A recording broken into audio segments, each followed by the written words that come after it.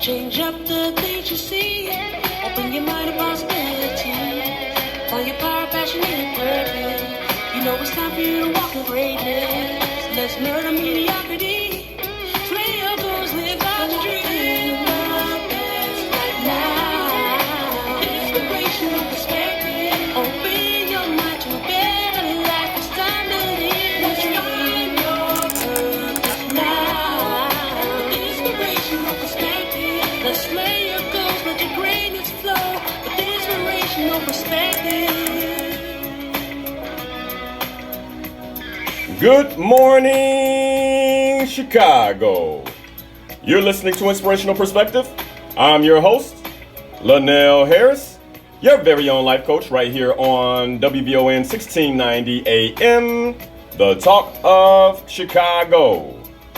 Inspirational Perspective on your radio is all about murdering mediocrity and living the best life possible.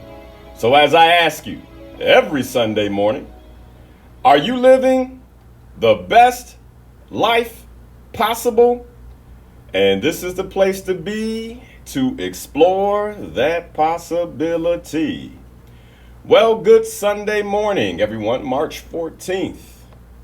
And, well, the clocks in the studio don't say it, but we're 1 hour ahead. And so if you're waking up thinking, wow, he's up early, he's up early, he's on early. Well, actually, no, it's the right time. We sprung forward, so make sure you change your clocks.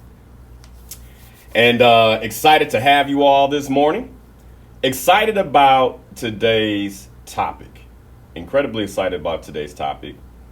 And it's something I've been thinking a whole lot about. And then given what's happening in our nation with the recent passing of the COVID relief bill and President Biden signing that, I think it's definitely the right topic today.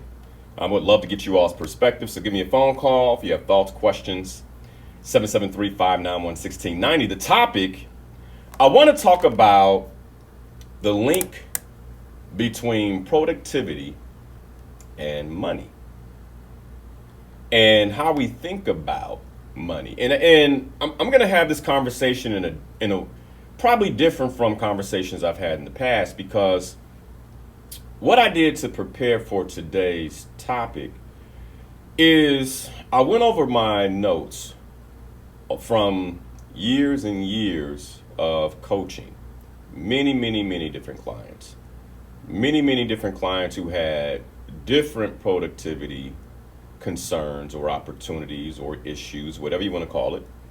And many different clients who had different money concerns, opportunities, or issues, all from a wide variety of economic backgrounds.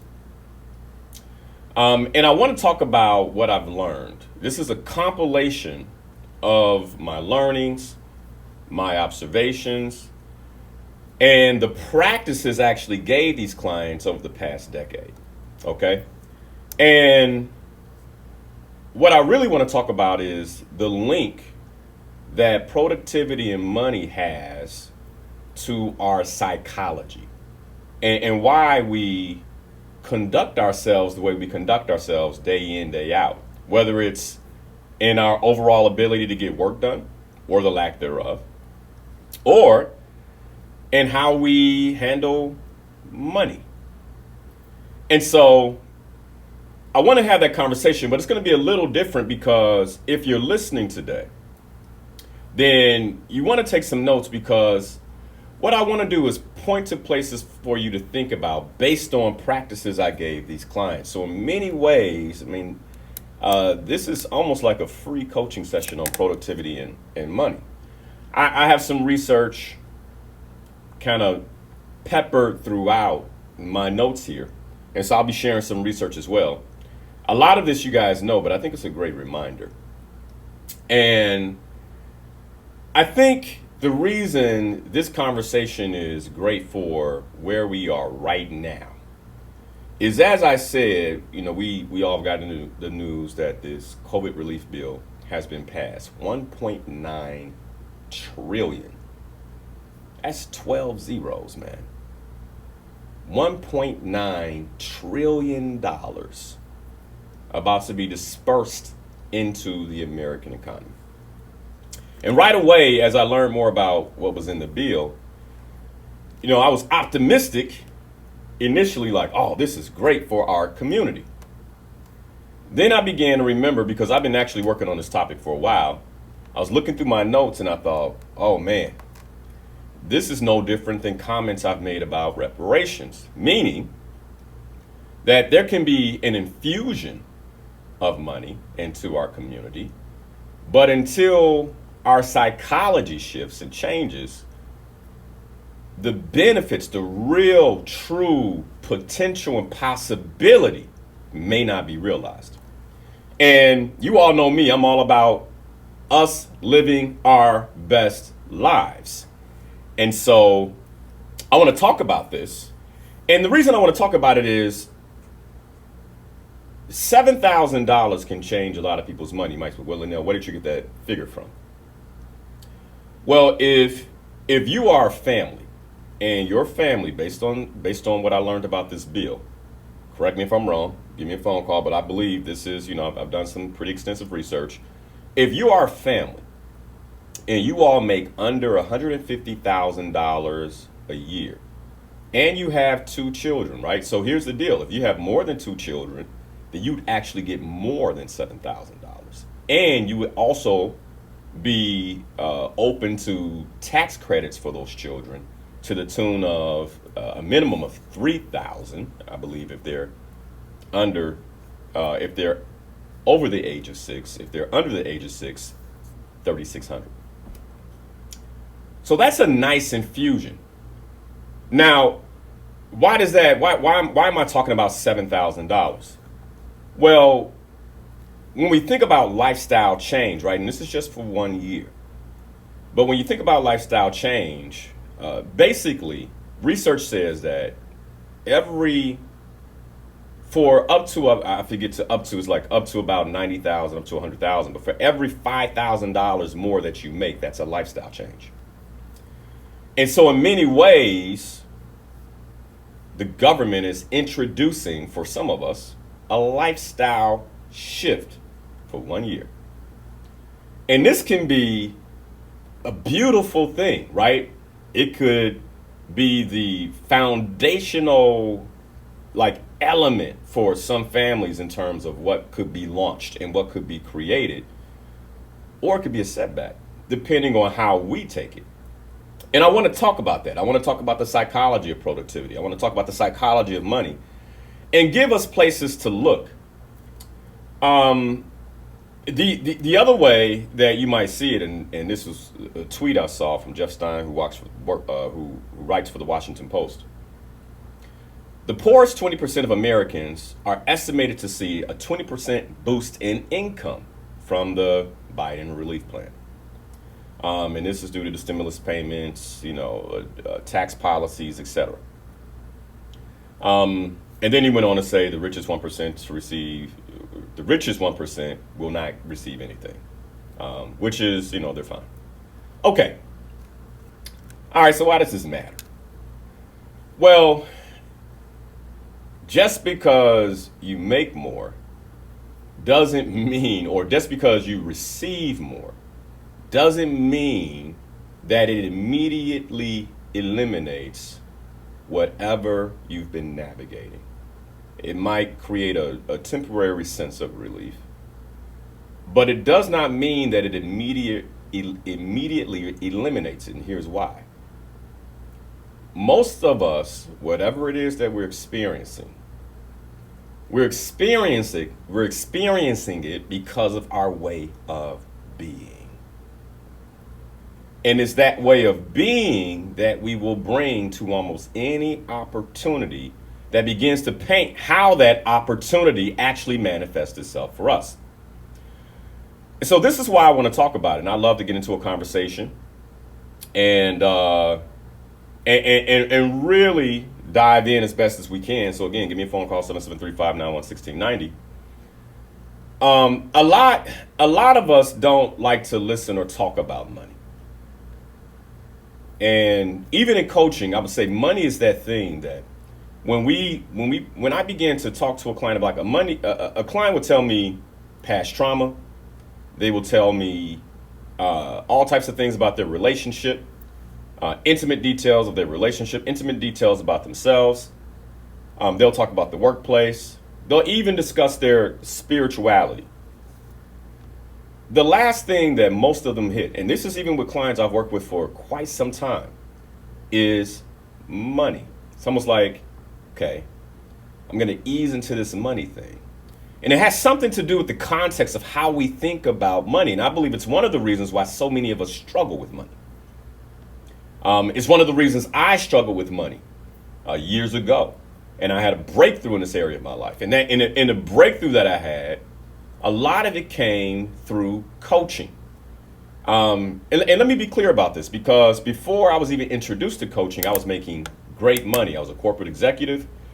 I was running global operations for a company, and then shortly after that, promoted into the role of vice president and officer for a company. So I was making great money, great bonus, the size of more than what most people make in a year.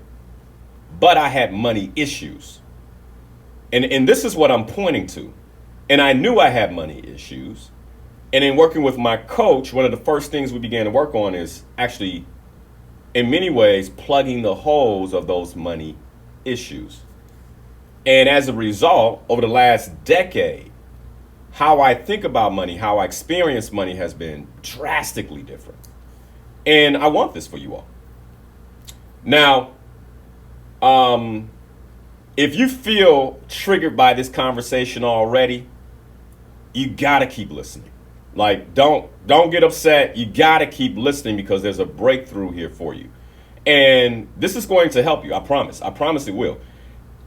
And you may have to overcome some significant psychological barriers over time to fully appreciate today's topic. So you might listen to this, on YouTube or something a year from now and say, I didn't get that the first time I heard it. But I promise this, I am on your team. But as a coach, I give it raw, and I give it the way that I see it, because this is the only way we grow. Now, as you guys know, my purpose is that we all live the best life possible. And it's one of the reasons I wanted to really dive into this conversation today. So let me share a personal experience to kick this off and to really get into this conversation. Some time ago, I read the book, The Secrets of the Millionaire Mind by T. Harv Eker. By the way, a really good book. Jot that down. The Secrets of the Millionaire Mind by T. Harv Eker. One of the many books on money that I've spent time really pouring through and really understanding to transform my own relationship to my finances. And when I read the book, one of the things that he had us do is actually walk through an exercise that he calls understanding your verbal programming around money. And the question that he asked is, what did you learn about money when you were young? And I went through this exercise and I found my notes, and I want to share some of the things that this is personal, right? These are the things that I learned about money at a very young age. And these are the things that really, before I distinguished it, because again, remember, coaching is about awareness first and foremost. We cannot do anything. We cannot transform any part of our life, change any part of our life until we're fully aware that there is something that needs to be addressed. All right. And then once we're aware, that provides us access to choice. And just because you have access to choice does not mean that you choose. It means that you gain a new level of awareness. Okay. But choosing is a completely different ballgame. And ultimately, the idea is that we can choose the things that are best for us in our lives with powerful intentionality. But that takes time and work. But awareness is where we start. So anyway, I'm taking on this exercise. What did you learn about money when you were young? I just want you to think about that. What did you learn about money when you were young? Because by the way, if you haven't addressed this, this is why you're in many of the financial situation you're in today. So if you're well off, it's because you learned things about money from your parents and from others that have been beneficial to you in your life, and you're playing that money program. If you're not well off, if you're struggling, that's because you learn things about money. There's a program running, and that program has been basically running in your life and causing your money issues. All right, so what did I learn about money when I was young? Well, first thing I learned is that the money is the root of all evil. Money is the root of all evil. And again, this is my stuff. Don't call me talking about, man, that's not true, blah, blah, blah. I get it. But I'm just telling you personally, here are some of the things that I struggle with. And that was part of my programming. Money is the root of all evil. I heard that over and over again. Church, things like that. Money is hard to come by. I learned that. I watched my parents, although we were well taken care of in the conversations, there was always a strain, always a bit of a strain around money. And so what I learned is money is hard to come by. The other thing I learned this directly from my dad. As a matter of fact, he told me this with his mouth. You have to work hard for money, right? You have to work hard for your money. So then that became a part of my programming as well. And I'm like, okay, work hard if you want money. There is never enough money. It's something else that I learned that became a part of my subconscious programming. And you all heard the cliche, money doesn't grow on trees. Well, I heard that often, very often. And the thing I probably heard most, right? And by the way, my parents didn't understand this. And now I'm sure even my mom, if she's listening, she's like, oh, Lord. But, we didn't understand these things. And many of us as parents, we don't understand what we're communicating when we communicate it to our children. The thing I heard most, we can't afford that. We can't afford that. All right. Okay, so now how does that impact a child that becomes an adult? Well, it's part of your programming. So as I began to get older, no matter how much money I was making, this is the program I was running. I worked incredibly hard for the money. Okay. And let me tell you this, I still battle this program. Like there are times I have to remind myself that, Linnell, you can actually afford that if you want that. Because the default programming is set to no, you can't do that. You can't have that. Now, productivity is similar. Again, we're talking about the productivity and money link because there is a very significant link in terms of how we think about things. And I hadn't seen this until I really began looking through my notes on clients. And you all stick with me this morning, okay? I'm promising you'll get something from this. So I'm going through my notes with clients, and I'm beginning to see a link. My clients who are wealthy and have a different programming on money also happen to be incredibly high performers. And the struggles they have around productivity are incredibly different from the struggles that maybe my clients who are not wealthy, who have a different level of income, they're doing fairly well, but, they're not, 10 million a year, 15 million a year, things like that, right? There's a different relationship that they have to money that also shows up in their overall productivity. And so I began to see this link, and I'm like, man, this is interesting. Then when I began group coaching about 5 years ago, group coaching is a bit more affordable. Now I'm working with people who have at a different income level, lower income level. And I'm noticing also a different level of overall productivity. And by the way, everybody's busy. Everybody is busy. And so what is productivity? Productivity is about producing a specific result, not busyness. And I talk about it all the time. I'm not going to spend a lot of time on it, but this is why goals are so valuable. And the work to create a plan that is linked to your goals is invaluable. And if you have not been a goal setter, that's not overnight work. So your goals, members, it's not overnight, right? That's why we have monthly conversations. We're in conversations at a minimum twice a month about your goals, really understanding how to set goals because it's a way of thinking. Okay. But productivity is directly linked to your ability to set a goal, all right? And I firmly believe that our ability to achieve a goal is linked directly to our psychological framing on productivity and money, which is why, for instance, in Slay Your Goals, we have coaching, right? And the reason coaching is a part of that, I'm not just training you on how to set a goal, but I'm also coaching individuals, is because we have to begin to address psychologically what's happening. Bring awareness to what's going on psychologically so you can begin to transform that area of your life and grow. All right. So ultimately, when we think about productivity, we also have to consider focus.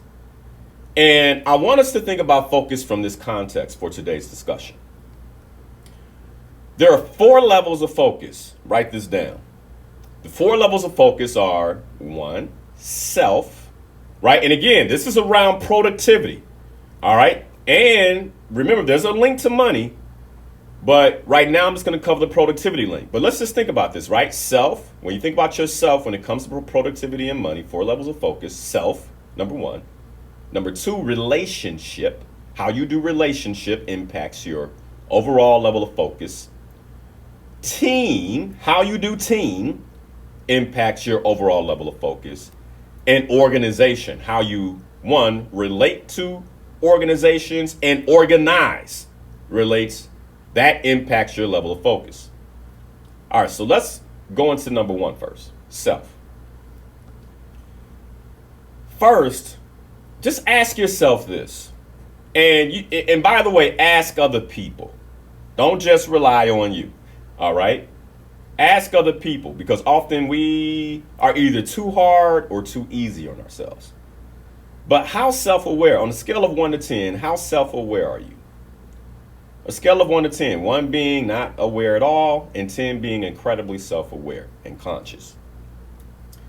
And the reason I ask this question is because your level of awareness is linked to your overall, productivity.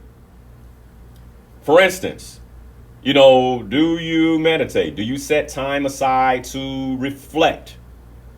All of these abilities to connect with yourself are going to impact your overall productivity, right? I mean, this is why meditation is a thing. Why would high performers, think about this, why would high performers take 20 to 40 minutes of their day, whether they meditate twice a day or not, for 20 minutes, 15 minutes, however long? Why would they, if they're a high performer and time is of the essence, why would they set time aside to actually slow down and do nothing? Meditate. Why would they do that? If there wasn't some level of payoff.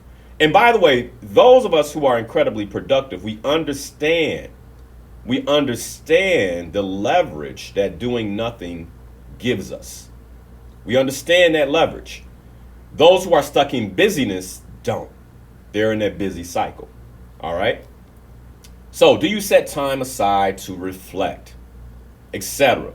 Like all these things when it comes to yourself. One of the biggest mistakes I see clients and others make is the mistake of being too busy to actually slow down and simply assess what's going on. What am I working on? Am I doing the things I said I would do? What's my strategy for the week? What's my strategy for the month? What are my goals for the year? Like actually slow down and kind of be in that space. As a matter of fact, one of the major challenges that I come across with executives who I'm coaching is the challenge of creating their strategy to move forward.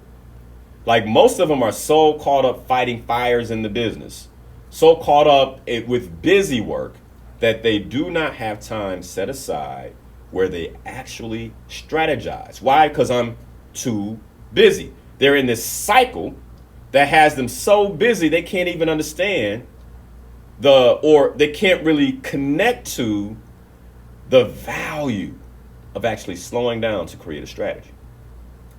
All right, so notice when I talked about being too busy, I didn't say being too productive. All right, because busyness and productive are completely different. Now, remember, productivity is about producing a specific result, it's not about busyness. So, number two, Derek, I see you on the call. I'm going to grab you in a second. Number two is relationship. Most people, and when you think about relationship, right? I want you to think about the relationships you have in your life, whether it's with people who work for you. But first and foremost, I want you to think about your spouse because that is probably the most important relationship that you have. Then if you're in business with someone else, think about your partner. And if you have people working for you, I want you to think of that. That goes into team a little bit, but I think about those relationships there. Most people don't praise their partner. Now, I'm going to talk about this later. I'm going to talk about why later when it comes in and why this impacts overall productivity in it. Let's say in a marriage. And like I've seen it in my own marriage, right? Where my wife and I's, our productivity has been hampered by what is called the negativity bias. When you're focused on what's not going right versus creating a strategy for how to make it go better. There's a little rhyme that says, twice I did good, that I heard never. Once I did bad, that I heard ever. Right? And it's a great, I would say, simile for how we do relationship and how the way we do relationship impacts our overall productivity in our marriages and our businesses, etc. And by the way, marriage is a business. There's a business component to marriage. So keep that in mind. There's money coming to the house, money going out of the house. That is, in essence, the definition of doing business. Okay? Now, so twice I did good, that I never heard. Once I did bad. No, sorry. Twice I did good, that I heard never. Once I did bad, that I heard ever. Why? Well, the reason why this is true is our brain is designed to be concerned with threat in the world. This is how the brain is designed, right? So now we're going to get into a little research. And again, I'm setting the stage because when we go into hour two, I'm going to be dropping the practices and the things that I've shared with clients to support them that have transformed their way of being in these areas with you all, okay? Our brain is designed to be concerned with threat in the world. As a matter of fact, before I go into the psychology of this, let's just take a phone call. Derek, good morning. How are you? How you doing, sir? I'm well. Are you a consultant? I serve as a consultant in corporate America, but what I am is a coach, and so what I do mostly is coach individuals. Well, you asked a question about money, Mm-hmm. and how do we value money Mm-hmm. when we were young? Right. What's your definition of money? Because my definition of money was gold and silver. Well, money, so the way I think about money is anything that can be used in exchange for a resource. You mean currency? It could be currency. It could be, I could say, hey man, I got an old iPhone. The element of trade. Yeah, the element of trade. Yeah, money is a tool. And so when I think about money, As a young man, I never put any value in money. I never focused. I always gave mine away. Mm-hmm. And that grew with me for a long time. Until I found myself in a situation where I actually needed it to better my environment. But I always focused on other people and never got a chance to focus on myself. So as I got older, I learned to value currency. Mm-hmm. Currency itself is as valuable on a foreign exchange thing. So, I don't understand the question that you was asking. got you. So what, were you asking a question or you just want to make that You comment? just ask me a question. You do a question out there, and I just Would you mind repeating it again? Hold on. What was that? I'm sorry, I didn't catch that. Something that you threw out there, how do you value money when you were younger? I'm having a hard time understanding. It's like the The phone. question was that you threw out was, how do we value money when we were younger? And how do we... Oh, yeah, yeah. So what was our programming around money? Not the value, but the question I asked is, what was your programming? And I got this question from the book, the Millionaire Mindset. I'm sorry, The Secrets of the Millionaire Mind. But my the program when I was young was to save money. You know? got you. Yeah, that was instilled in me at a young age. But as I grew in teen years, you know, I never gave it the value of it.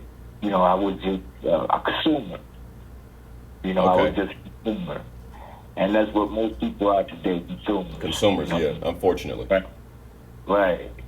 So now I got to a point where I want to be out to do. You know, want to gravitate. Somebody told me a long time ago there's three types of people in the world: those who make things happen, those who watch things happen, those who say it can happen. Mm-hmm. You know, so I want to be more to try to make things happen. Got you. Hey, well, look, that's where we want to be. We want to be producers more so than consumers. Thanks for the call, Derek. And so the question I asked earlier, just so that we're all cleared, and this was in alignment with what I learned and the exercise I took on from The Secrets of a Millionaire Mind by T. Harv Eker, was looking at our verbal programming, and he had us looking at the negative programming, right? And so also, in fairness to my parents, what I provided was more of the negative learnings, because I did learn some really good things from my parents as well. One of them was to save money. One of them was to invest my money, some of which has significantly impacted my life as I've grown older. It's like, wow, I'm happy I did that when I was 20. And I got a message to young people later about that and to how you really want. So if you're a young person listening, like, keep listening, because I have a message to you all later. All right, so let me get past this psychological piece before the top of the hour. So our brain is designed to be concerned with threats in the world, right? It's part of how we were made. And the lower brain, right? So when we think about the lower brain, we're going to break this up into the prefrontal cortex, right? Which is, prefrontal cortex, the top lobes of the brain towards the forehead. And the amygdala, which is in the lower brain, which is, more in the back of the head, near the stem of the spinal cord. Now, the amygdala causes the following reactions, okay? Heightened sense of emotion, focus on threats and fears, or the threat-fear response. Anything that's instinctive and impulsive, like whenever you're acting from impulse, let's say somebody says something to you and you just, boom, immediately you get upset. That is because you have been hijacked in some way. Like you saw a threat and you thought it was hijacked. As a matter of fact, when spouses, like if a spouse can say something and the other spouse just is triggered, it's not what the spouse said typically. It's what the responding spouse learned as a child, right? That creates that response.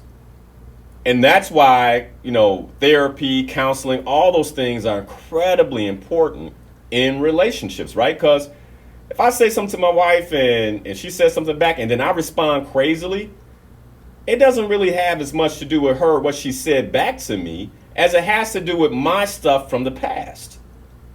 All right, now, and I'm talking, she didn't say anything disrespectful, etc., right? She just made a comment. If it triggered me, and all of a sudden I'm like, why did you, and I'm attacking her, that's because I was reminded of a past threat. And most of the time, we go unaware, like we're completely unaware of this. And then any non-conscious learned reactions. All these things come from the amygdala part of the brain, right? This is also referred to as the reptilian part of the brain, instinctively.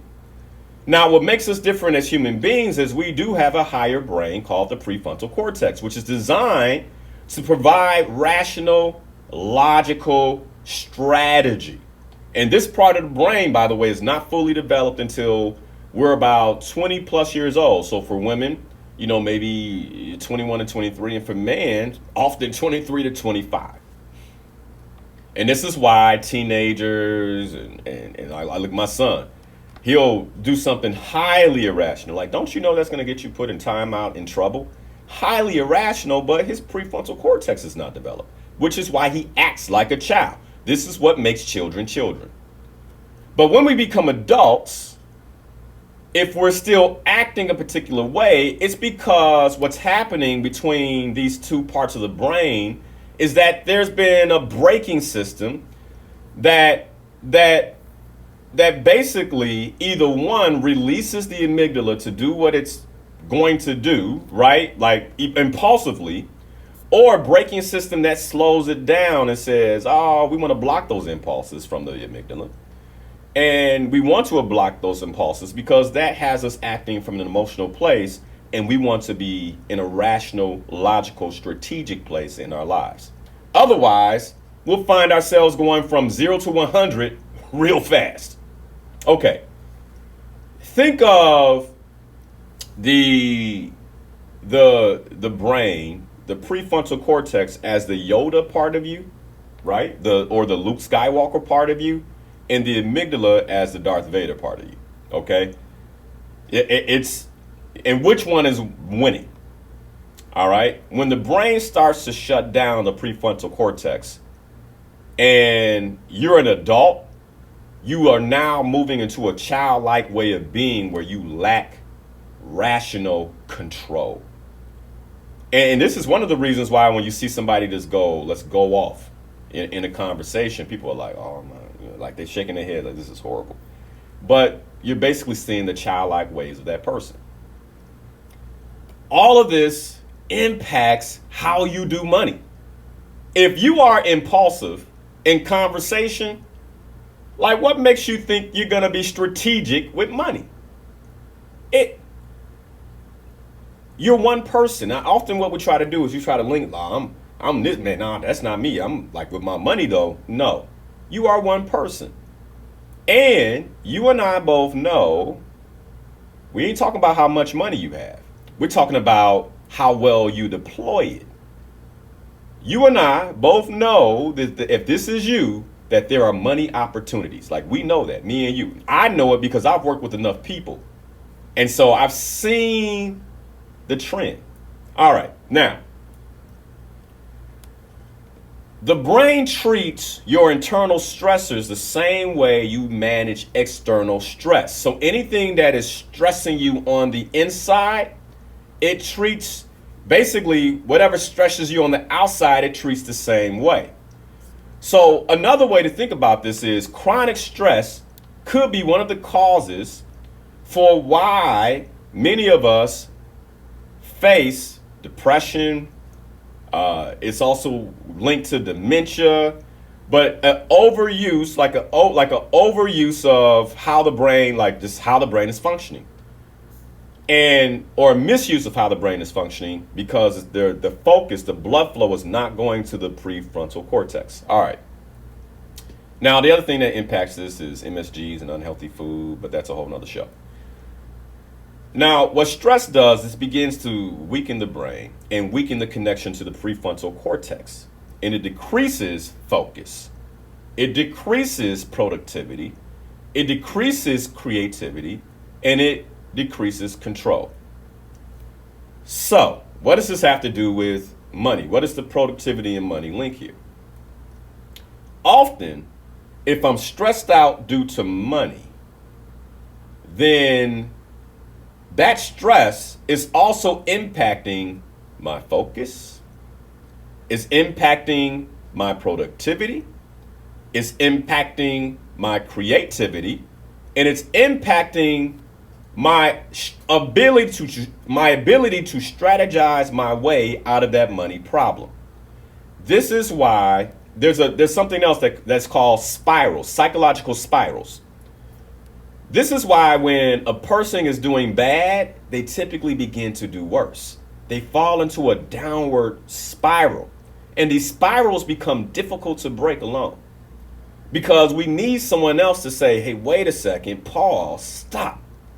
Right? And this is also why, they say the rich get rich and the poor get poor. There are downward spirals in effect. These are like universal laws, like the laws of polarity. Like these are universal laws, right? So And this is how the mind works, how we've been designed. So now I'm under stress. I don't have money. I have money stress, but then I have less and less money. And you would think that a person who is struggling with money would say, okay, let me stop and create a strategy, but that is not how the brain functions. What it says is I'm stressed, and instead it decreases focus, more blood is going to the amygdala, it increases stress, decreases productivity, decreases creativity, decreases our overall control. And as this happens, the amygdala strengthens, which creates more of a downward spiral, causing our impulses to increase, causing our biases to increase, causing negativity to increase, causing heightened emotional responses. This is what creates the negativity bias.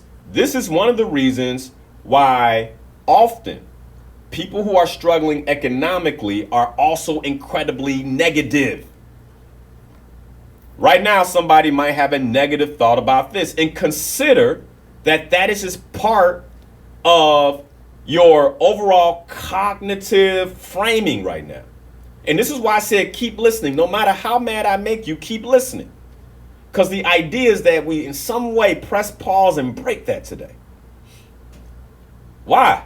Because we have opportunity coming. I mean, but if you're in this downward cycle, can you all see that if a family is in a downward cycle, let's say the husband and wife, things are not going well, they get an infusion of 7,000, 10,000 based on the children, and they're already in a downward spiral, the money doesn't stop the spiral, but it could. That's why we're talking about it. That's why we're talking about it. What stops it is awareness. Awareness. Wait, something's going on. We need support. Maybe we use the money for support. Maybe we use the money for therapy. Maybe but this is not how people are going to frame it. I need it for bills. I need it for debt. I'm telling you, what a phenomenal opportunity to get support you've never received. That will be an investment in who you are today, but even a bigger investment in who you are tomorrow. So why does all this matter? You can't win the game if you don't know where the yard lines are. You gotta know the game. And this is what we're gonna be talking about in the next hour. Productivity isn't just a self-awareness game. It's also a social awareness game. When we come back, we'll talk about why.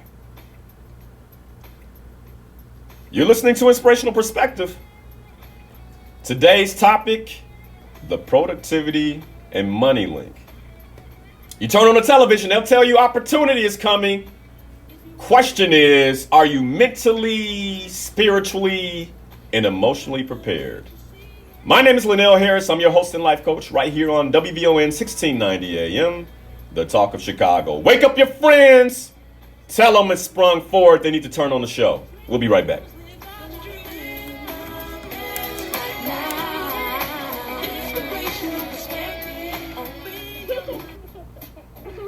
Hey everyone. All right. Let's all stop what we're doing right now. Man, so that's the show, man. Hey, this one right here, I did a lot of work on this. Just like that, we had a nice special sort of moment together. Tell your family, hey, tune in, share the link, tune in. The idea is that we begin to fix this thing. If you have questions, please let me know. Bill, I see your question that, Linnell, am I triggered by you or by my programming? I'm telling you, it's the programming.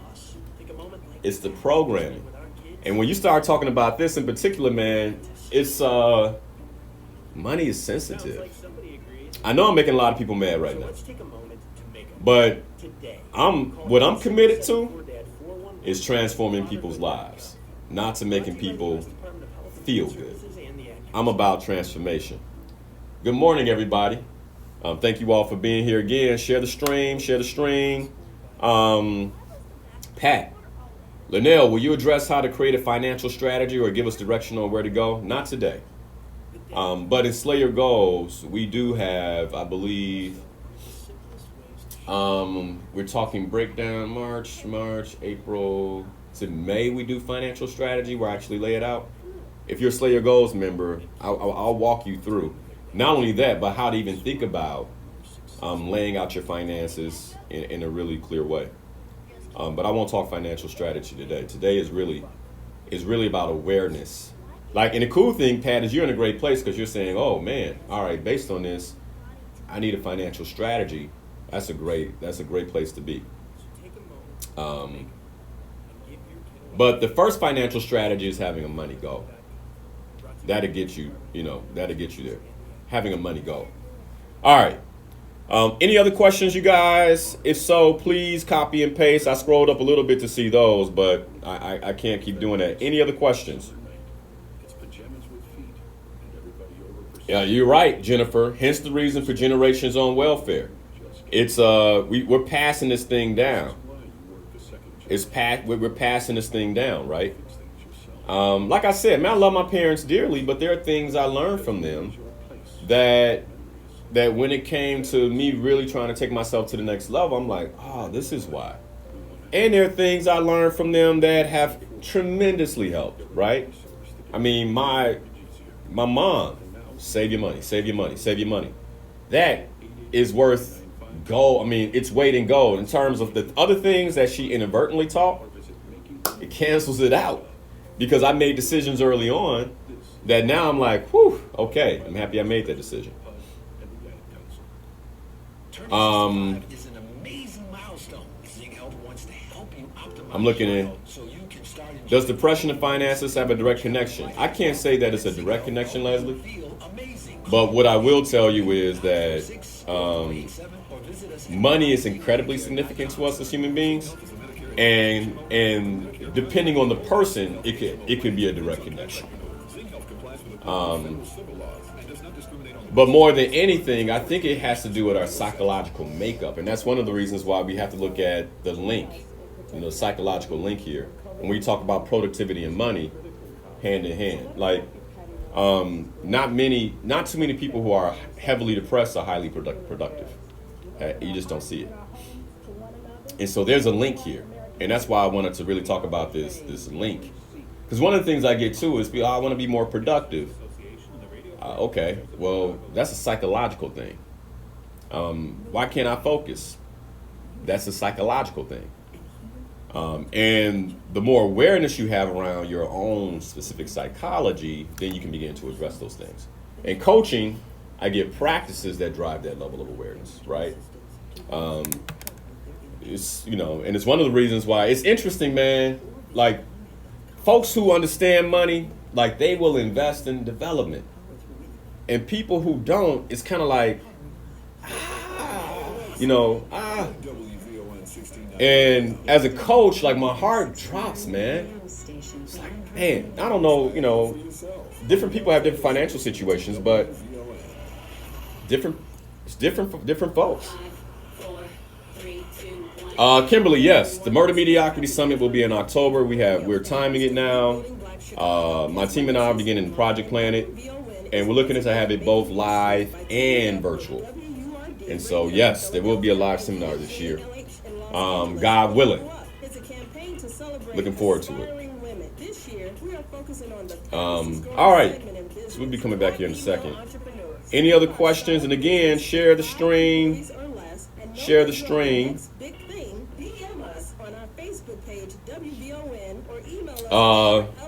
Productivity and money. We're coming back in a second. Top of the hour. Any other questions, you all? And you guys know at the summit we talk money in a deep way. And this year in particular, I do want to have somebody who can help us with money strategy. So keep that in mind. And then also I'm looking to have, before the end of the month, I'm looking to have a couple of guests. And they will come in and we'll talk more money strategy. So Pat, the question you had, one of them is a certified CFP, Olympic gold medalist. I'm looking forward to having her on the show. And so, yeah. Excellent. But yeah, man.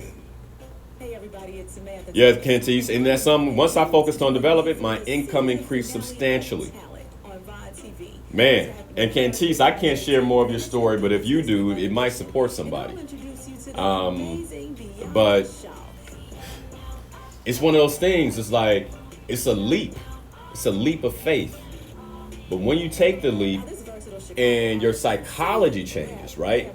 Then your ability, like money is energy. I'm gonna talk about it later. But money is an energetic thing. And the more my energy begins to shift around my finances and my money, it's like the more blessings show up. It's a way of being. So, great comment there, Cantice. Wonderful. Yeah, I'm looking forward to it, man. I'm looking forward to this year. I missed last year's summit, and I'm looking forward to this being a live event. Thank God for the opportunity to do virtual and the many blessings that's come from virtual. But it's nothing like being live. All right, we're back. With Linnell Harris on 1690, The Talk of Chicago.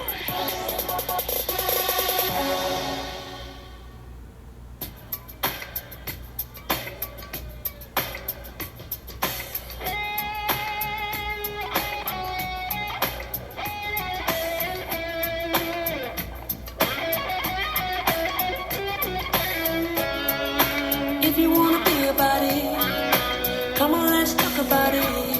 Change up the things you see. Open your mind to possibility. Find your power, passion, and purpose. You know it's time for you to walk in greatness. Let's murder mediocrity. Slay your goals, live out your dream.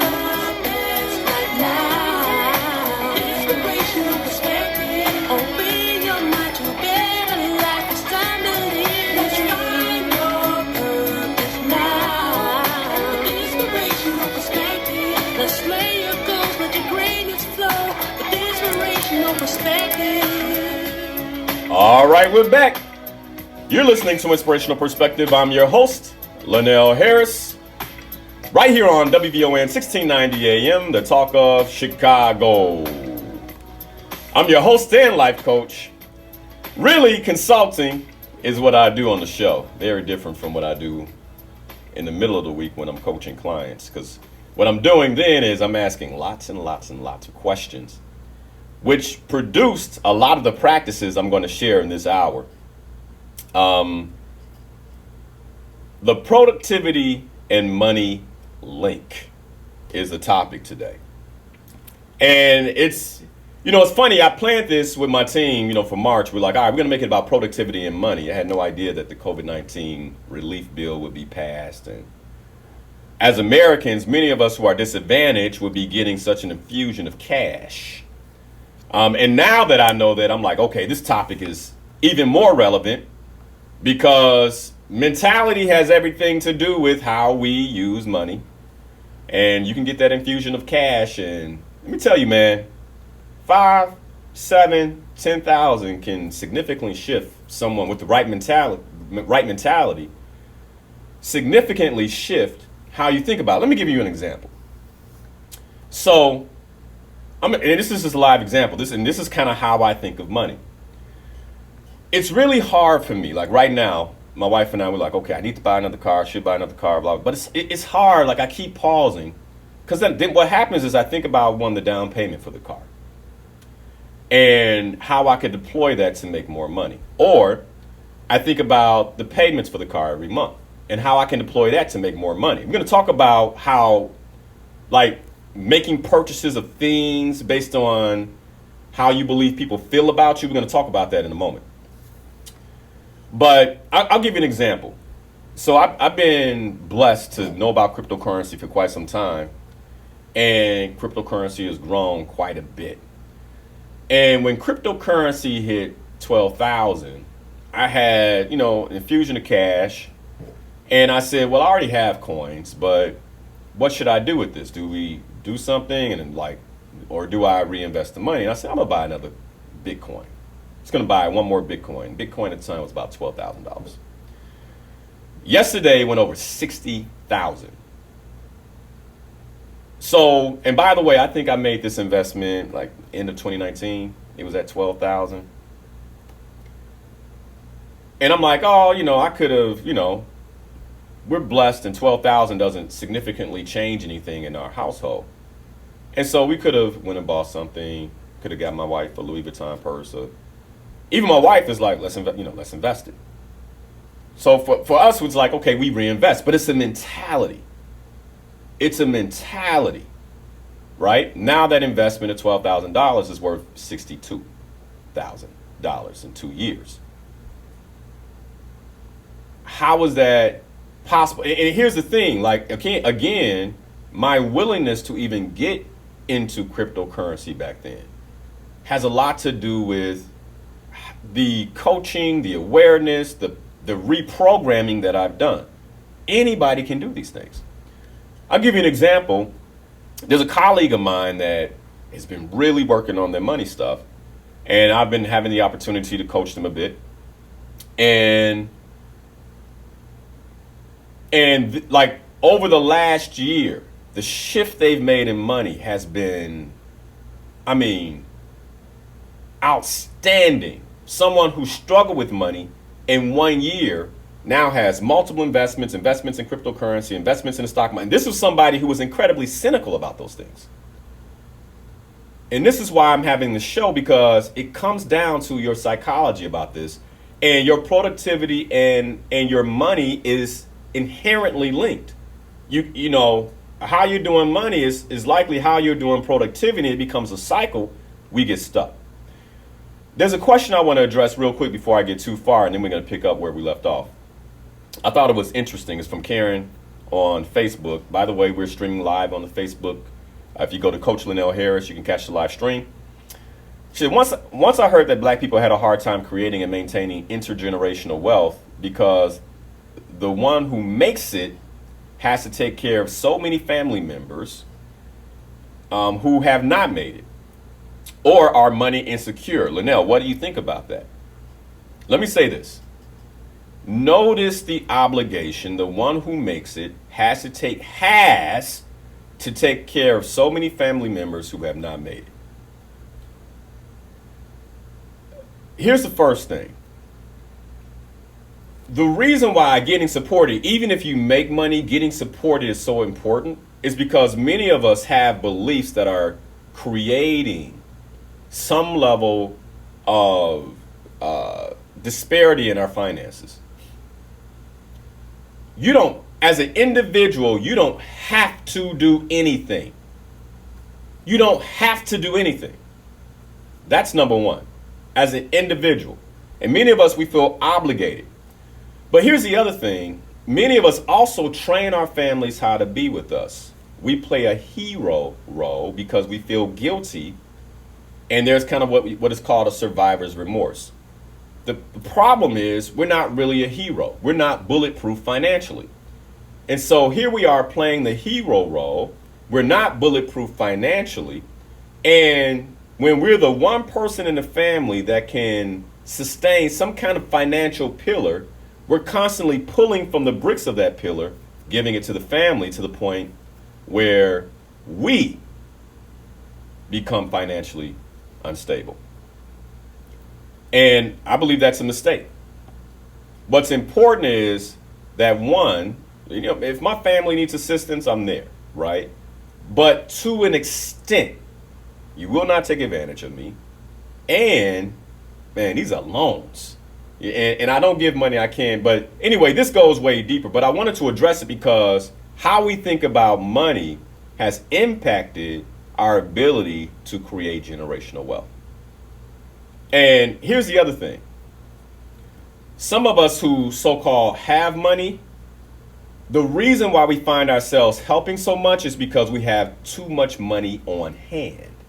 And if you were investing it, if you were investing this money, you wouldn't have the money on hand. It wouldn't be available. If you were saving this money, if this money was put away in vehicles, then you would be upholding some level of generational legacy and using what's left to support who needs to be supported.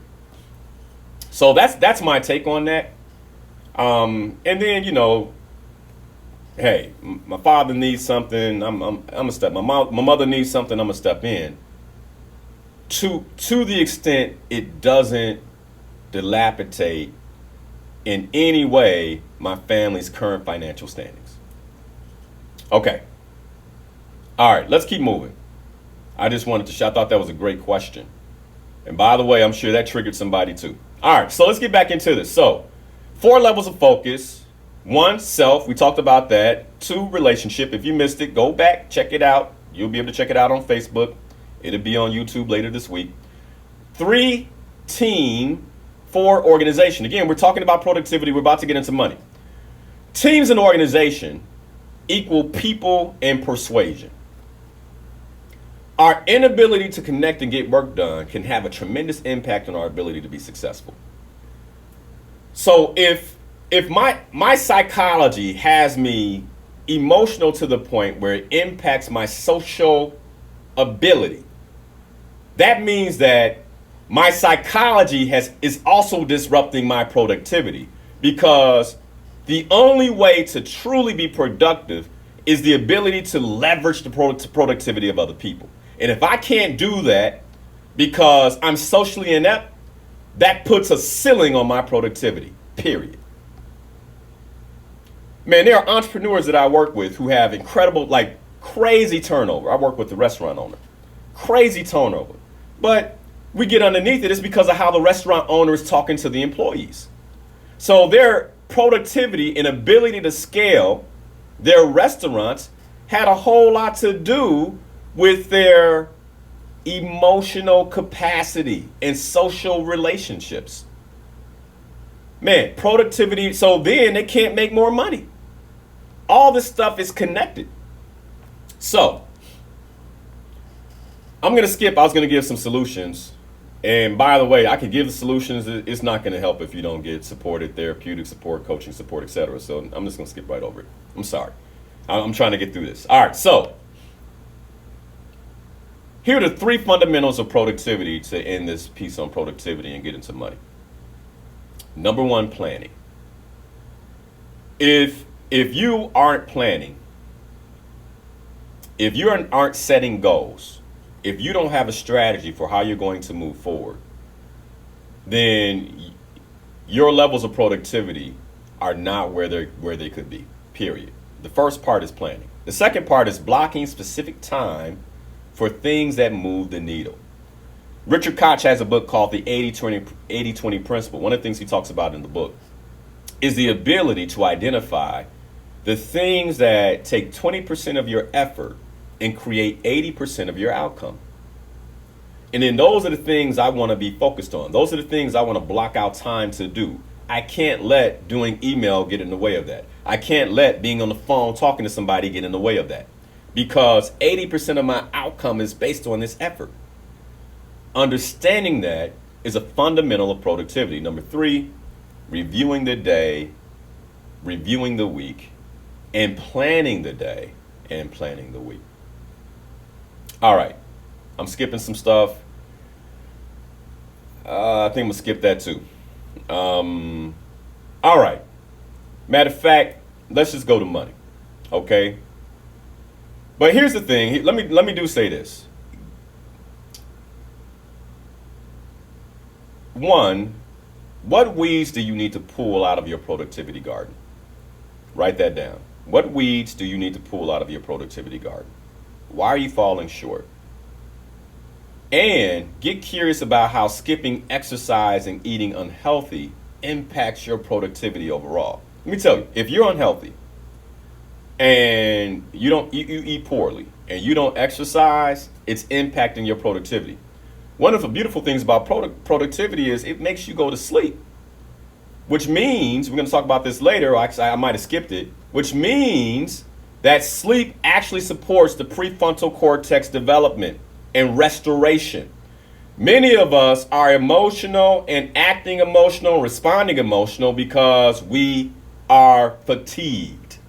All these things correlate. All right. So here's the last practice. Get curious about new structures you can create to maximize your productivity, and then do the work to deploy it. All right, we got some phone calls, and after that, we're going to get all the way into money. Freddie, good morning. How are you? Good morning, Lonnie. How you doing? I'm well, brother. You hit it on the head. I want to thank you for the compliment you gave me a couple weeks ago. But you're absolutely right. Everything you're saying line up. Whatever we were brought up on, our religion, our school, our teachers, we bring those things as an adult. Mm-hmm. And three things I'm working on, even myself: my environment, my behavior, my skill, my belief, my identity. Mm-hmm. My identity must be lined up with my behavior. And so who you are, who you be. You see what I'm saying? Our subconscious mind, our conscious mind must line up.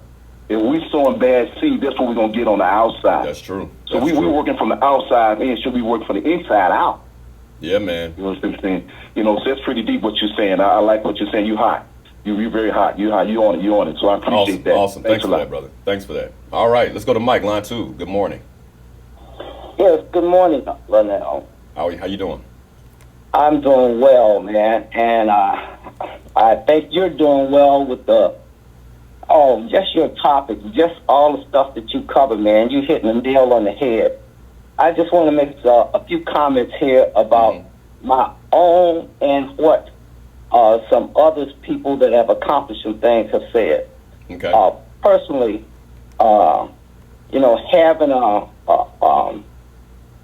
kind of a special direction about how to think is so important, and thinking about money. There has been a statement about it's a cardinal sin to pay retail. Yeah. I have recently come to establish and looking at the idea of in borrowing money or using money to focus on paying zero on a loan. And just the average thinking out here, many people say, oh, that's impossible. No, it's not. You can borrow money and not pay anything for interest. That's right. There's ways of doing that with the credit cards and other ways and so on. That's a strategy that we deploy in my family, where we use points, and so there's a lot of cash we don't have to deploy because of points, and we're not paying interest. You're right. Right. So I have come to recently establish that and look at that and say, well, man, I should have been doing this a long time ago, man. Yeah. Look at all the money that I done paid out on interest on loans and stuff like this. So that's something that a person can work at and establish that easily, and qualify. Well, let's qualify it though, Mike, because it's not easy for everybody. And I'll be honest, I knew about this strategy, I would say mid-20s. I didn't have the maturity to deploy it until my mid-30s. And so, knowing there's a lot of things that we know, but this is one of the reasons I'm talking about the psychological link, because like for you and I now, we've developed ourselves to a point where it's easy, but man, it's a crossover. And again, you got to remember all the stuff we bring into our money conversations and then the emotions that come with it is why you and I can say, oh yeah, man, what a beautiful strategy. But someone else can really get stuck trying to figure it all out. But a way of thinking about it, if you qualify for a credit card, you can get a credit card. Well, you can qualify for a credit card that offers a zero interest introductory for the first 12 or 14 months. True. And so that's what I'm looking at, and that's what I'm relating to all the people that qualify. And there's a lot of cards out there that do that now, And here's the thing about that. That's a financial strategy. And a financial strategy requires you to slow down and to create a plan that you then implement. And again, for you and I, this seems simple, right? Because these are practices that we deploy. And so as a result, now, the way the brain works is once you've done it, it maps it and says, oh, wow, look at that. Okay. But here's the other part. Psychologically, whenever we're going to do something that is going to support us, there is going to be emotional, psychological, and often environmental resistance. And that's why I don't want to simplify this too much. Right? And so I don't want somebody to think, oh man, I'm horrible. Why am I not doing that? No, there's a reason you're not doing that. There's a reason you're not deploying these strategies. And that's why I had to spend the first hour talking about the psychology. There's going to be resistance. you will rationally tell. I've had people tell me, I'm not playing with no credit cards. I'm not playing that game. I'm not about to work that up for myself where I end up paying interest, because there's fear and a lack of trust that they can actually deploy a strategy like that for themselves. And there's nothing wrong with that if that's where you are. It's a growth process. It took me, like I said, 10 years. I learned about this strategy from somebody I was working with in corporate America. And I knew about it, but actually rounding it out and deploying the strategy in my own life took time. I just much prefer, I felt safer with cash. And, now it works like a dream, but it just takes time, man. And that's why my heart goes out. That's why I really want to take my time with this conversation. William, good morning. How are you? Hey, happy Sunday to you, my brother. Happy Sunday. What you're saying, you just hit the truth on the nail. It's never too late. I'm in my 70s. It's never too late to improve yourself. That's right. Your mind and your philosophy, and always think about what Helen Keller said. What's worse than being blind? Having sight with no vision. Man, yeah. True. I listen. Yeah, I'm involved in different network companies and everything else. And a lot of people say, don't you want to watch the NCAA? Hey, are they paying my wealth? Are they paying my riches? Right. Are they paying my success? No, they're being successful. Mm-hmm. You have to pick your own success. That's right. That's right. Thank you, sir. You're welcome. You're welcome. Great call. Belinda, good morning. How are you? Fine, and yourself? I'm well. Okay, Yoshi, I'm glad I tuned in this morning. I'm listening to the information that you're giving out, and it's very interesting for me because I'm at a point now where I'm retirement age. I'm getting ready to retire. Mm-hmm. And what you were speaking of about health is very important because I want to be healthy so I can enjoy the pension that I've earned at this point in my life. But my question, I think the negative aspect that I'm dealing with right now is that when you're speaking of money and generational wealth, I never was taught how to deal with money and how to save. And I was fortunate where I was able to obtain a job where I'm getting a pension. So I'll be okay as far as that's concerned. But as far as the money that I've saved, I'm at a crossroads of what to do and how to deal with the money that I have saved and how I should invest it going forward. Got it. And so I'm wondering if there's any information or recommendations that you can give me because I wish I was trying to obtain this knowledge years ago. Got you. No, thanks for that, Belinda. I'm not a financial strategist, and I want to stay away from giving financial strategies. If you notice, most of the examples I give are my real life examples, because that stays away from giving out a financial strategy. What I would say, Belinda, is just one, get fully present to your financial circumstance right now. Like, drive the awareness. One of the things I'm going to talk about later is, if I have the time, I'm looking at the time. I had a couple of clients, and they're probably listening, who they thought their financial situation in terms of retirement was not good. And the reason they thought that is because they hadn't done the work to really look and calculate and work with an advisor and lay everything out. In coaching, the question mark of retirement and overall how they would make money upon retirement kept coming up. And so the practice I gave them was get clear. Like, get crystal clear on what retirement looks like, right? Like right now, at the age of 44, I'll be 45. One of the things that I am clear on revenues that would come into my household if I were to retire at 55, if I were to retire at 60, I know the stair steps of how that revenue would increase based on the year I would retire. I know it. I'm clear on it. So what that does is it reduces my stress and my fear of the future.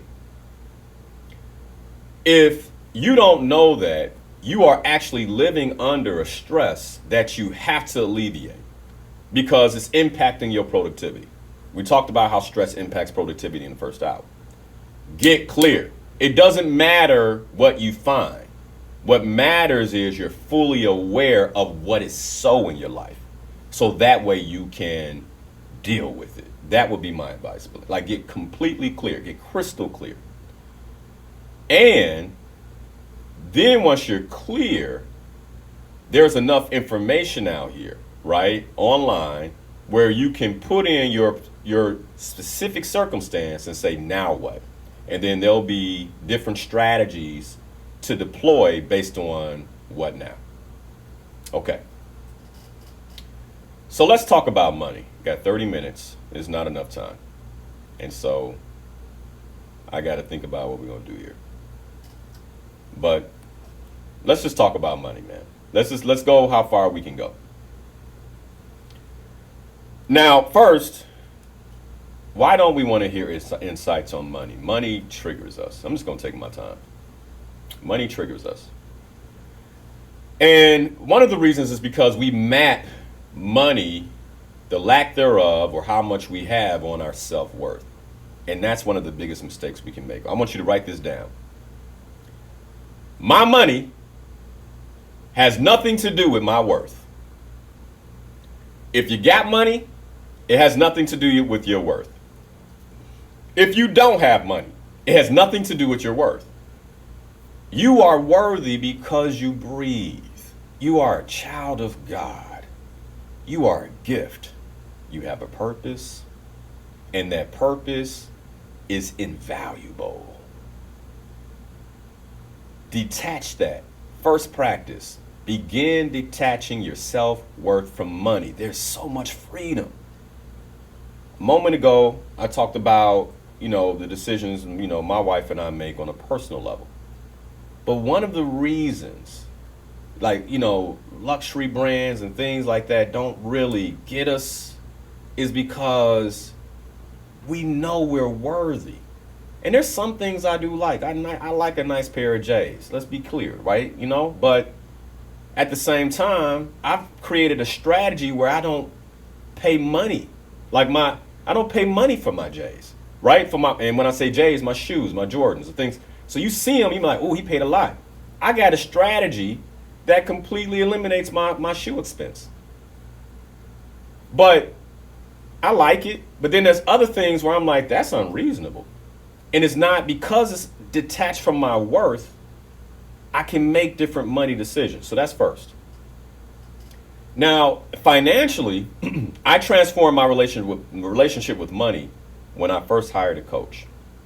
And this allowed me to plug some financial holes that previous to coaching, I didn't even know existed. And that was part of the ROI for me for coaching immediately. Now, when we think about money, I also want us to think about lifestyle, because we get money crossed with lifestyle. I have multimillionaire clients who wish they hadn't scaled their businesses to the extent that where it is now. They feel like they're a slave to their success.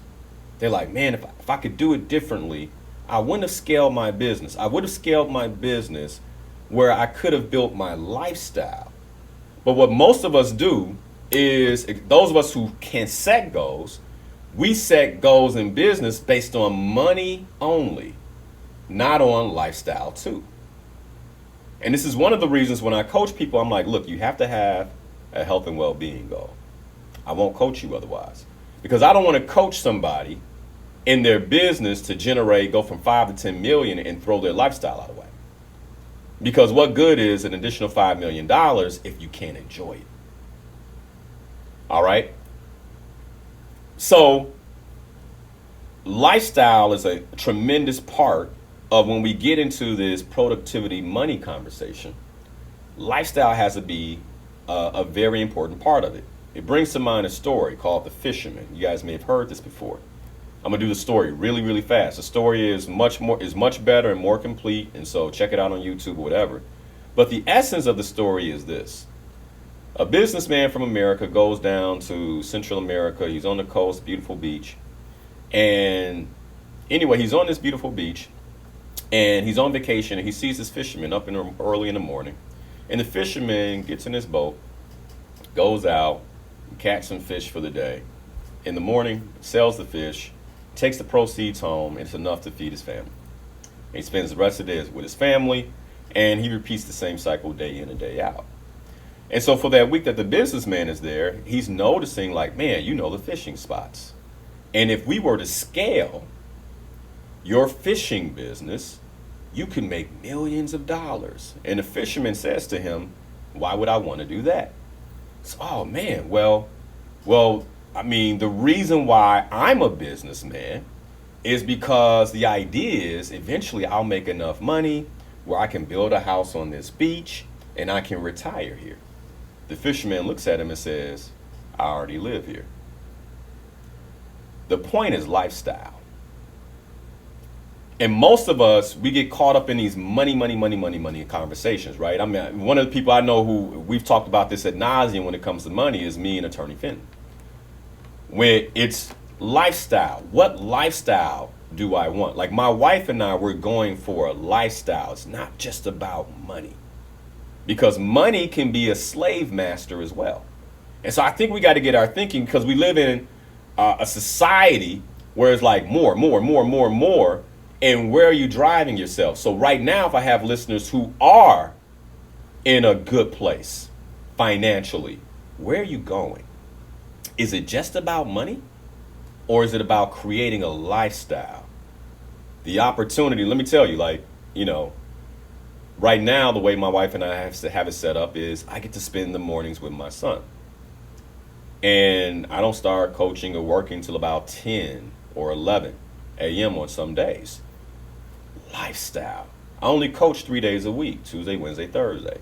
Monday, Friday are my creative days. Lifestyle. What lifestyle? Now, if I wanted to make more money, I could deploy more time towards the pursuit of making money. But it's about also lifestyle. Living the best life. All right. So let's level set. Why is money such an important topic? 42% of Americans live paycheck to paycheck, including 25% of those that make more than $100,000 a year. Folks, it's not about how much money you make. It's about your money consciousness, your psychology. You think just because you make more money, things are going to change. You'll take those same way of beings into your relationship with more money. All right. You'll still have lots of bills. I experienced it. I'm telling you from experience. Okay. Making more money, more bills. 29% of Americans have less than $1,000 in their savings. That's a third, folks. Less than 1,000. Now, and this is average, right? We're not talking about the black community, the African American community, where it's less than 300. 43% of Americans don't have $10,000 in their savings accounts. And 60% of Americans don't have money in retirement, like no money in retirement. The personal savings rate back in 2014 was just 4.4%. In 2020, it was 2.4%. Then it jumped a bit, right? Like, and this is economists are talking about this right now, but it was 2.4% at the beginning of 2020. Then it jumped like to double digits, like 20%. People learned something. So by the end of the year, people are like, oh, okay, let me put this cash away. Millennials have a saving rate of negative 2%, thanks to student debt, things like that. And approximately 10 million U.S. households have no bank account whatsoever. None. Like they're using money orders, things like that. So they actually pay to pay. Think about that. Like they pay money to pay somebody. The average American household has a debt of about $120,000. And total U.S. credit card debt is over $800 billion. And Americans spend $70 billion playing the lottery. And that averages about $300 per adult. I'm skipping some stuff. Over 17% of the population have an emergency fund that can last 3 to 5 months. Only 17%, I'm sorry. Which means the other 80%, there's nothing. And I want us to think about something, right? We're celebrating the 1-year anniversary of the shelter-in-place orders and the things that really impacted the economy. When you went into that, what were the promises you made yourself? I will never be here again. Like, if you wrote them down, like, write down, I need to find my promises. Because more than anything, what we just came out of, if you can really take the learning from that, that in itself can transform your way of being with money. There's more here. You guys get the point. 93% of American workers have access to 401k, but only 67% contribute. The list goes on. Why? I mean, let me say this. You have to, I'm going to talk about this in a moment if I get to it today. But if you work in a place where, you have a 401k and your company matches it, and it's not maxed out, but you're buying luxury brands and you drive a luxury car and you walk on luxury shoes, you playing yourself. You playing yourself. You playing yourself. Why? The luxury car is going to depreciate. The luxury shoes, you're only going to get, 6, 7 months out of them, 8 months, 9 months the most. And the luxury purse, all that stuff is going to go out of style. And when it comes time to retire, you're going to be sitting wondering where your money went, and it went into things. Don't play yourself. And by the way, we play ourselves because there's something being mapped. And I'm going to talk about that in a moment. I may not get to it today. We might have to cover it next week. But there's something being mapped. 51% of Americans put off major financial decisions. They put them off. Why? Again, there's a link with the productivity and money link. If psychologically I'm not productive, I'm going to bring that same way of being into my money. So then I put off big financial decisions. We want to make money, but we're unwilling to invest in ourselves and ensure we have money. 61% of parents feel more comfortable talking about finances with an advisor than they do with their adult children. Karen, that's another reason why generational wealth is not playing out in our community. I trust somebody who doesn't look like me, but I can't trust my child. But I raised that child. Whose fault is that? The average American with a bachelor's degree will make $2.2 million in their lifetime. But the question is, how much of those earnings will be spent on things rather than investment? Now think of it this way. If you took that 2.2 million and just deployed a small percentage of it, let's say 10%, 10%. So that would be 220,000 into savings in a stock market vehicle, in an annuity vehicle, in an investment vehicle that averaged between 6 to 8%. Can you see how that would handle their retirement? And that's putting the 401k to the side. But we don't think that way. The big question becomes, is our animal nature and desire being hijacked by advertisers? Like, so the way we think, the way we move, like these advertisers, they have a way of hijacking us. And part of the reason is because they know how to mix emotions with our money. So money is not just about you, but it's about your desires. And when all that starts to get mixed up and I'm not aware, then I'm making irrational money decisions. How you think about your money has to be the collective whole. It has to be the collective whole. And this is why young people, I said I was going to talk to the young people, this is your time right here. If you're listening,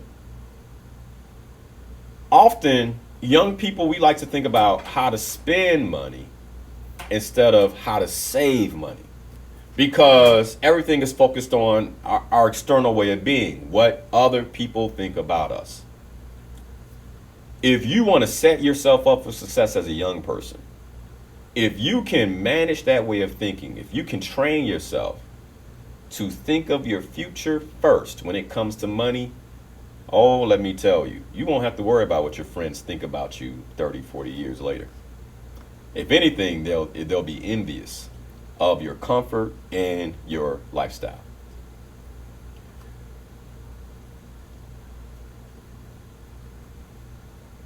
The most powerful part of money is compound interest. And this is to young people again. The younger you are and the earlier you get started, the more financially prepared you will be for almost anything. Young people, if you're listening to me, like, get this. I didn't buy my first luxury car until my mid-30s. Most of my money in my 20s, my early 30s went savings, investments, saving. And, you know, there was times where I'd be like, oh man, I see my friend driving a luxury car and I have that moment, right? Man, what if I just, but now today, I'm like, I'm so grateful. Because many of my friends who are driving luxury cars in their 20s, they're not driving them now. Don't play yourself. If you live at home with mom and dad, this is not the time to ball out. You are not a baller. You live at home with mom and dad. Save and invest. That's all I got to say about that. It's not about, and here's the thing for us to think when it comes to money, right? Because this is the other mistake we make. It's not about what I can afford. It's not about what you can afford. It's about, does it fit into the plan? So what is your money plan? This goes back to what we were talking about earlier. What is your money goal? Right? Often, well, I can afford it.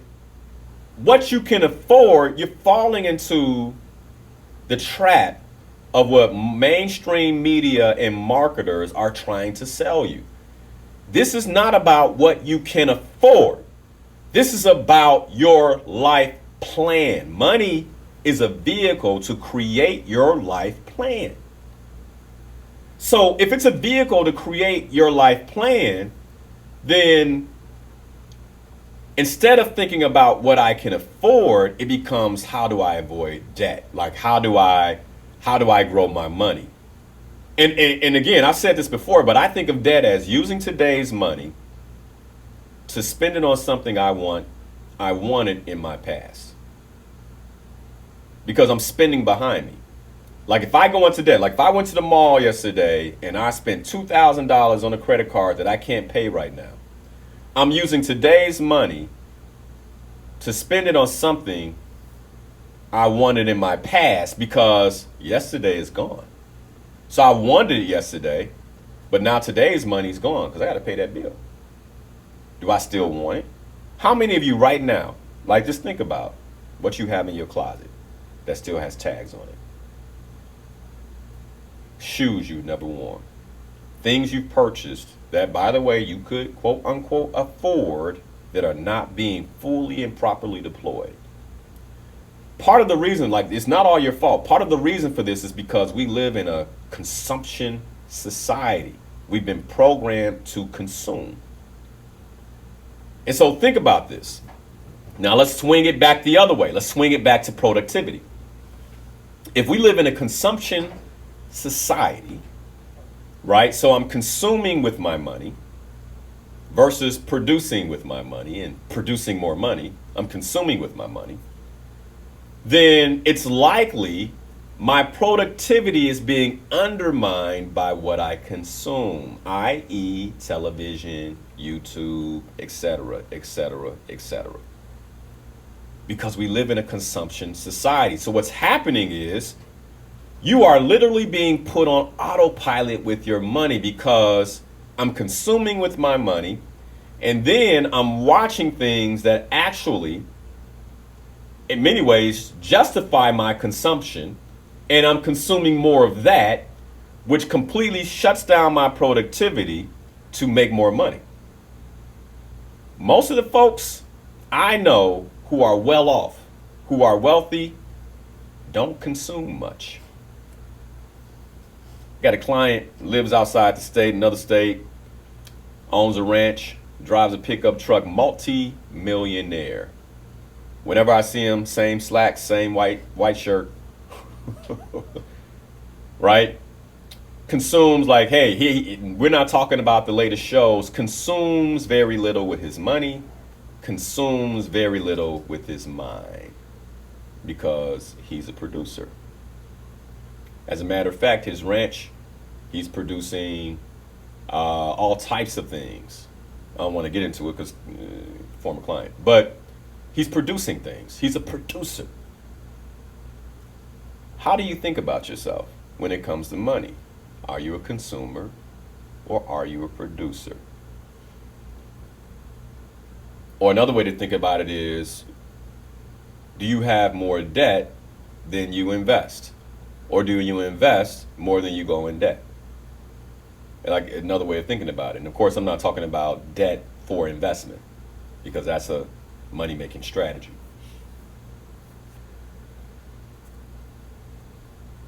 How much do you spend on self-development, right? Because you're consuming to produce. I'm gonna tell you this, entrepreneurs, if you can't make the money, you can't sustain the message. And you got to start thinking to yourself, okay, if I can't sustain the message, then what am I going to do to produce more money? Something's got to flip. All right, so I'm gonna skip a little bit because we only got 7 minutes left, and I do want to get into this part. I want to cover some of the practices I've given clients over the years when it comes to money, because this is where we begin to round out. So that for the next 6 minutes, I'm just going to drop it on you. I'm going to drop it on you fast. Get your pen and paper out. Here's the first practice. What's your money story? Is it money's hard to earn? Money goes quickly. Money is work. You have to work hard to earn money. Money consumes time. You have a feeling of impending doom with money. Money emotionally hijacks you. You're afraid you won't have enough. I don't look. If I don't look, I don't have to deal with it. You know, do you have that kind of concept with money? Maybe I can't budget it. What's your money story? Identify your money story. I would challenge you to journal it out. Then get present to your money story and the relationship you have with money. Folks, if you can't be real with yourself, you are not going to improve. You have to get to a point where you look at yourself and say, man, you can do better. You can do better. Notice your stories regarding money and get curious about how to overcome those stories. Then what you do is, I want you to create a clear working money objective that encompasses your possibilities. So if you got money handled, what's possible? See, because you gotta have, in order to change some of these habits, you gotta have something you can grab a hold of. So if you got money handled, like what would be possible in your life? Like how would things change? Quarterly vacations, driving a, reliable vehicle that you feel good about, a home that feels like a 5-star resort, whatever those things are for you, like what lifestyle, what's possible. And then get present to what you achieved with your money already, right? So what wins have you had, if any? And then consider making a list of how you spend money. Like if you're a big time spender, one of the first ways to begin to curb that type of habit is to bring awareness to what you're spending it on. Like, so then I can't buy anything unless I write it down. And you got to be, like with this type of practice, you got to be religious. So you go to the store, you buy a pack of bubble gum, you write it down at the register. Okay, buy bubble gum for $1.29. Because at the end of the day and at the end of the week, you might sit back and say, wow, I didn't even realize I was spending my money that way. But a lot of us are spending completely unaware of what we're spending on. If I were to ask you over the week, how much money did you spend and what did you spend it on? Many of us, we have no clue. Then get present to you and what shows up when money comes into a conversation. Like what money beliefs do you have? Like, do you deserve money? Like some of us have underlying beliefs that we don't even deserve it because we have an underlying belief that we're not worthy. And this is running our money stuff. Here's another question. What's your intention with money? And then if you can't really get underneath your money story, one of the things you can do is create what I call a money journey line. And this is where you document your money ups and your money downs. Oh man, in 2000 I got that raise, but then I lost a lot of money on, that car, that lemon I bought in 2001. Then in 2003, and you just kind of go down. You go through your history up and down and create a money journey line. It will tell you everything you need to know about yourself when it comes about money. See, here's the thing, like most of it, we're just completely unaware. Then identify and bring all the places that you're giving away money. Like, where are you giving away money? Like, do you know where money's going out? And then notice making money decisions based on how you think others may feel. Now, this is big. As a matter of fact, I'm going to end the show with this. Notice making money decisions based on how you think others may feel. When you buy that jacket, are you buying it because you think you look good? Oh man, I love how this jacket looks. I love how it makes me feel. So much so, somebody's like, I don't like that jacket. You'd be like, well, too bad for you because I love it. Or when you put it on, are you thinking to yourself, wait until they see me. Oh, I look good. I can't wait to go out in this. Because you perceive that others are going to view you a particular way. Because if you're making decisions like that in one place, you're likely making decisions like that with your money all over the place. And if that's you, remember that likely your money stuff has to do with wanting to be liked and a lack of self-love. And there's only a way to address that, and that's to fully begin loving yourself. Hey, the only thing that complicates money is us and our stuff. Otherwise, it's no different than this water bottle I'm holding in my hand. It serves a purpose. The difference is, what are my beliefs about it? What are your beliefs? What is your productivity and money link? Well, that's the show this morning. You've been listening to Inspirational Perspective. My name is Linnell Harris. I'm your host and life coach right here on WVON 1690 AM, The Talk of Chicago. My purpose is your success, and I do hope that today's broadcast has been of some support to you. God bless.